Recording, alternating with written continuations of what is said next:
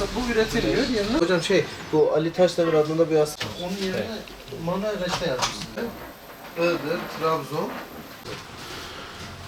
Şimdi ilaç tedavisi tıpta hasta tedavisindeki en önemli unsurlardan birisi bilindiği gibi. Ancak ilaç tedavisi ve ilaç kullanımı ile ilgili çok ciddi yanlışlar, eksiklikler, bilgi eksiklikleri söz konusu. Akılcı ilaç kullanımı öncelikle halkın sağlığını ve toplumun çıkarını gözeten bir kavramdır. İlaç kullanımında ilaçlar kullanma talimatında belirtilen şekilde saklanmalıdır. Uygun olmayan saklama koşullarında ilaçların kimyasal yapısı bilindiği gibi bozulur. Ve etkisini kaybeder. Etkisini kaybeden ilaçlar da tedaviden çok potansiyel birer zehirlenme unsuru olarak değerlendirilebilir. İlaçlar buzdolabında saklanabilir. Ancak bilindiği gibi eczanelerde de ilaçlar raflarda saklanmaktadır. Dolayısıyla bir ilacın buzdolabında saklanması gibi bir gereklilik ve şart yok. Ancak mesela şurup şeklinde açılmış olan ilaçlar buzdolabının dondurucu olmayan kısmında normal raflarda saklanarak miadında tüketilmelidir. Aşı gibi ilaçlar zaten soğuk zincirine uygun bir şekilde eczaneler tarafından tavsiye edilir ve hastalara da bu şekilde verilir.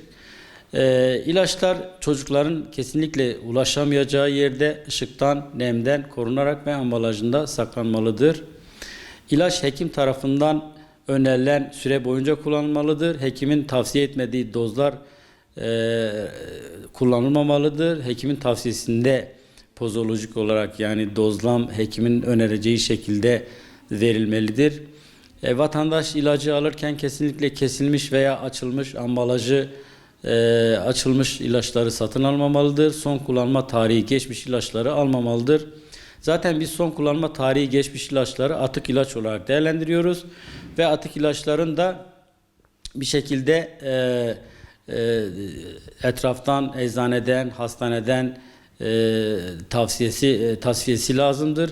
Bu da işte Çevre ve Şehircilik Bakanlığı'nın ilgili mevzuatları kapsamında işte eczaneler, aile hekimlikleri, sağlık kuruluşlarında bulunanlar ve eczane depolarında bulunan tüm atık ilaçlar atık ilaç ara depolama testlerinde gönderilerek bunlar özel fırınlarda çok kısa süre içerisinde çevreye zarar vermeden yüksek ısıda özel testlerde bertaraf edilmelidir.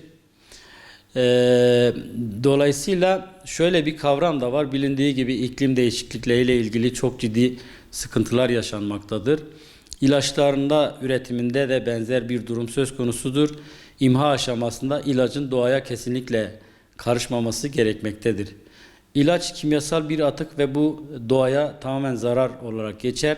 İçtiğimiz suyun, yediğimiz yiyeceklerin içerisinde toprakta yetişen bütün bitkilerin içerisine girerek tekrar maalesef bizim yemek masamıza gelebilir, çocuklarımıza ve bize sağlığımıza olumsuz, zararlı bir madde olarak gelebilir.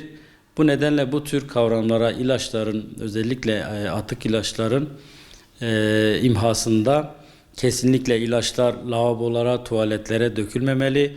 Çünkü bunlar bir şekilde kanalizasyonlara ve şehir şebekelerine emilebilmektedir.